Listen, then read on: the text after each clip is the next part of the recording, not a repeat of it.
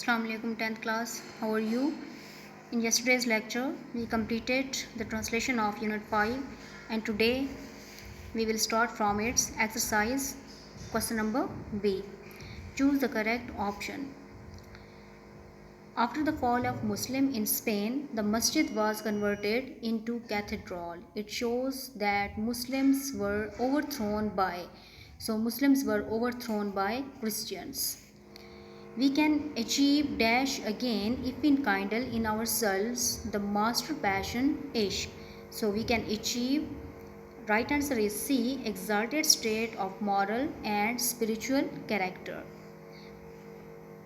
It was an era when the Iberian Peninsula was glittering with progress and advancement of the Muslim civilization. In this sentence, the word glittering is used as. So right option is metaphor. क्योंकि यहाँ पे Iberian peninsula को glittering कहा गया यानी चमक रहा था, तो यहाँ से चमकने के से मुराद कि इसमें तरक्की पजीर था, तरक्की याफ्ता था ये आइबेरियन पेनिनसुला। तो ग्लिटरिंग से मुराद यहाँ पे तरक्की है, प्रोग्रेस है, लेकिन ग्लिटरिंग को डायरेक्ट इसको मुशाबियत दी गई है ग्लिटरिंग से और इसको डायरेक्ट उसका नाम दिया गया है, तो इसलिए ये मेटाफर होगा। Number 4 is the most consummate and accomplished structure of the masjid is its prayer hall. By using contextual clues, the word that is closest in meaning to consummate is. So the meaning of consummate is complete. After careful reading of the text, the great masjid of Cordoba and Iqbal, it can be concluded that the theme of the lesson is. So theme of the lesson is contribution of Muslims to art and architecture. Vocabulary part, use the pronunciation key in a dictionary to pronounce the following words. Also use a thesaurus to locate synonyms of the following words that are closest to the meaning of the given word in the context. So first word is eternal and we have to find the synonym of word eternal. So eternal mean everlasting, perfection mean completion, columns pillar, profusion abundance, exquisitely beautifully. Come to the grammar part. For each of the following sentences, choose the correct type of adjective to fill in the blank. So you have to choose the correct form of adjective, type of adjective. Can you see that plan? Which type of adjective is the word in bold? So bold word is that. That is the type of adjective demonstrative. So this is demonstrative adjective. What is demonstrative adjective? Demonstrative adjective वो होते हैं जिसमें हम किसी चीज़ की तरफ इशारा करते हैं। फॉर एग्जांपल, कोई चीज़ आपके करीब पड़ी है तो आप उसके लिए दिस यूज़ करोगे, अगर आपसे दूर पड़ी है तो आप उसकी तरफ पॉइंट करके दैट कहोगे। हेयर, देयर, दीज, दोज, ये सारे क्या हैं? डेमोन्स्ट्रेटिव एडजेक्टिव है, तो that is demonstrative adjective. Next, did you see any person come on this road? No, I saw no one come here. Which type of adjectives are the word in bold? So bold word are any and no.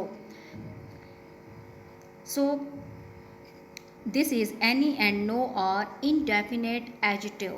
Indefinite adjective are the adjective which we prefer a thing without being specific, मतलब किसी ऐसी चीज़ की तरफ, ऐसी चीज़ का बताना जो कि बगैर स्पेसिफिक किए उसके बारे में बताना। मीन के कोई ख़ास नहीं, यानी एनी कोई भी, समवन कोई एक, नो वन कोई नहीं, एवरीबडी हर कोई, नथिंग नो वन नोबडी, ये सारे ऐसे हैं जिसमें हम किसी ख़ास चीज़ की तरफ इशारा नहीं करते।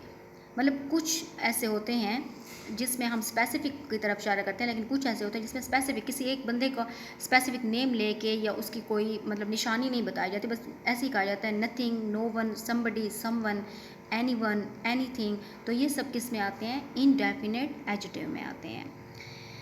Next is dog collars will be given to those dogs that are trained. Which type of adjective is the word in bold? So bold word is those. So I have told you earlier that these, those, that, this, these are demonstrative adjective, क्योंकि हम इसमें point करते हैं, इशारा करते हैं.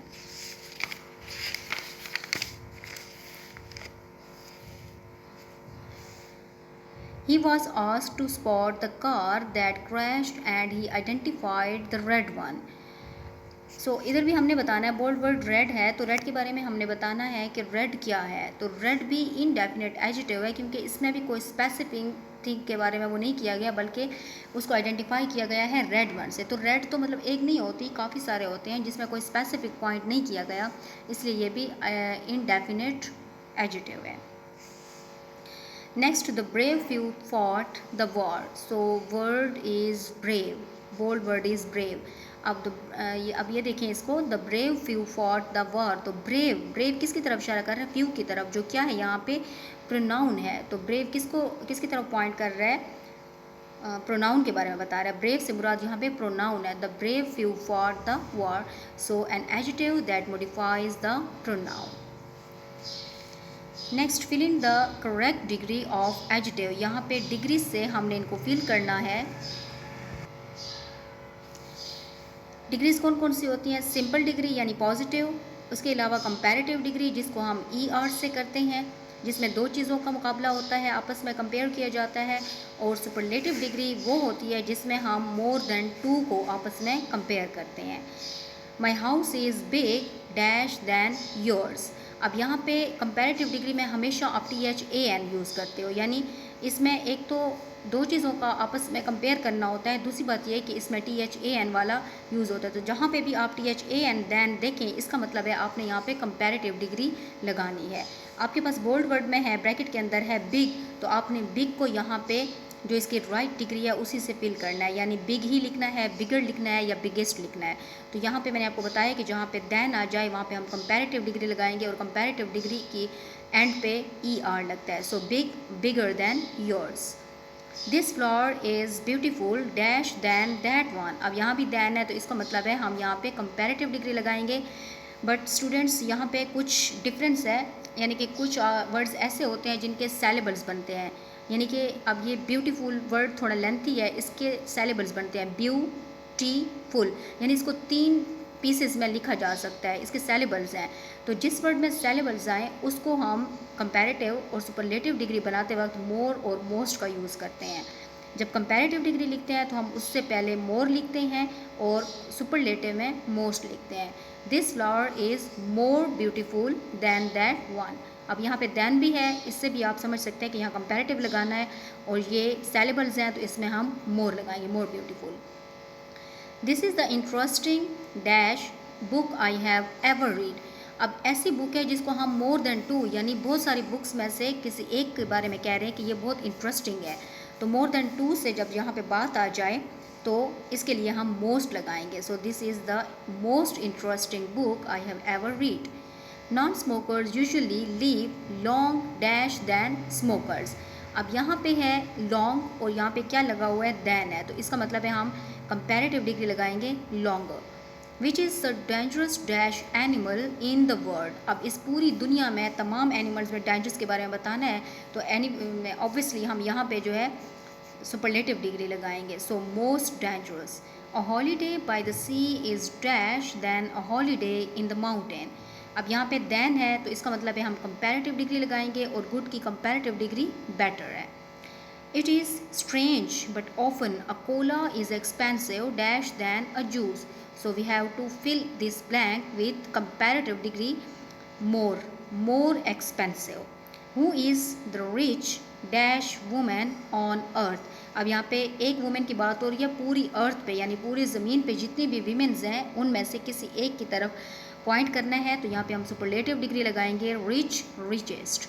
The weather this summer is even bad dash than last summer. So then तो यहाँ पे हम comparative degree लगाएंगे, bad की comparative degree worse. He was the clever dash thief of all. तमाम thieves में से बात हो रही है किसी एक thief की, तो यहाँ पे हम superlative degree लगाएंगे cleverest. He was the cleverest thief of all. Thank you so much.